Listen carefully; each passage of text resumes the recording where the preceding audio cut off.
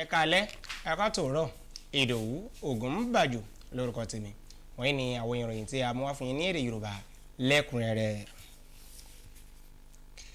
Ààrẹ orílẹ̀-èdè Nàìjíríà Bọ́lá Tinubu yóò kúrò ní orílẹ̀-èdè yìí lọ́la ọjọ́rú Wednesday lọ sí Malabo orílẹ̀-èdè Equatorial Guinea fún àbẹ̀wò ọlọ́jọ́ mẹ́ta láti fi bu ọlá fún ìpè ààrẹ Teodoro Obiano Iguama Mbasogo. Ọ̀rọ̀ láti olùbánidámọ̀ràn pàtàkì fún ààrẹ lórí ọ̀rọ̀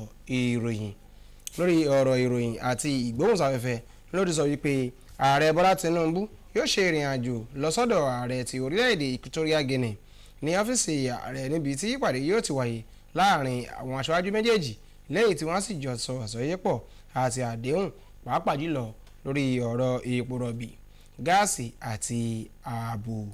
Àwọn tí wọ́n yóò kọ́wọ́ rìn pẹ̀lú ààrẹ nínú ìrìn àjò náà ni mínísítà fún ọ̀rọ̀ ilẹ̀ òkèrè Yusuf Tuga àti àwọn ọmọ ẹgbẹ́ òmíràn nínú ìgbìmọ̀ rẹ̀ láti jọ mú ojú ajé kò ní sọ fún ti ìtọwọ́bọ̀wé àdéhùn náà láti lè jọ mú ìbáṣepọ̀ tó dánmọ́rán ó wà láàrin ilẹ̀ Nàìjíríà àti orílẹ̀-èdè Equatorial Guinea.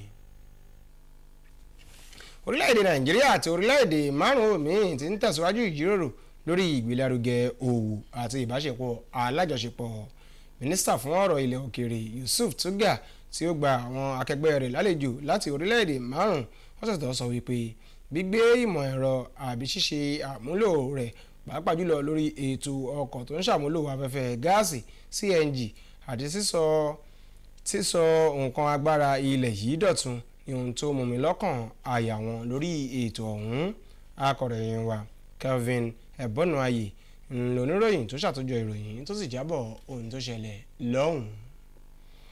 Mínísítà fún ọ̀rọ̀ ìròyìn àti ìlanilọ́yẹ̀ lórílẹ̀‐èdè yìí Muhammad Idris ti kọwọ́bọ̀wé àdéhùn iṣẹ́ pẹ̀lú àwọn olórí àwọn àjọ àti àwọn àgbékalẹ̀ lábẹ́ iṣẹ́ òjíṣẹ́ rẹ̀ léyìí tó sì rọ̀ wọ́n láti ṣiṣẹ́ ìdúróṣinṣin ìgbésẹ̀ nínú sísọ àwọn ìlànà ètò ìrètí orílẹ̀‐èdè yìí di ọ̀tun.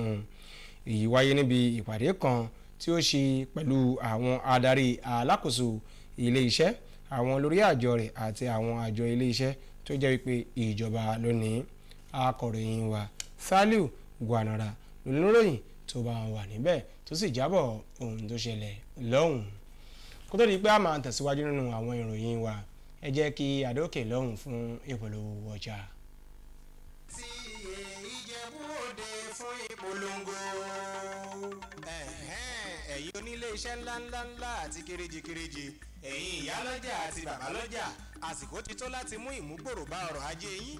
Ẹ̀yin oníjọsìn káàkiri oníṣẹ́ ọwọ́ oníṣòwò ẹ wá ṣe ìpolówó ọjà yín nílé iṣẹ́ NTA Ijebu ode alárágbà yìí dá channel 63 àtúnwà lórí StarTimes channel 103. Bẹ́ẹ̀ náà ni ẹ̀rọ ayélujára káàkiri. Ẹ̀yin tí ẹ fẹ́ ṣayẹyẹ ẹ máa bọ̀ ní àyíká wa ní NTA Ijebu ode ní onírúurú ayẹyẹ bíi ìwúyè ọjọ́ ìbí ìgbéyàwó òkú àgbà àti bẹ́ẹ̀ bẹ́ẹ̀ lọ.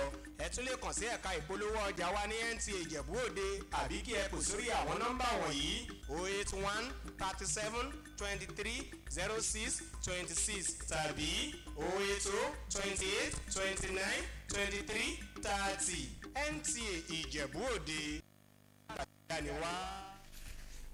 Ẹ káàbọ̀ padà.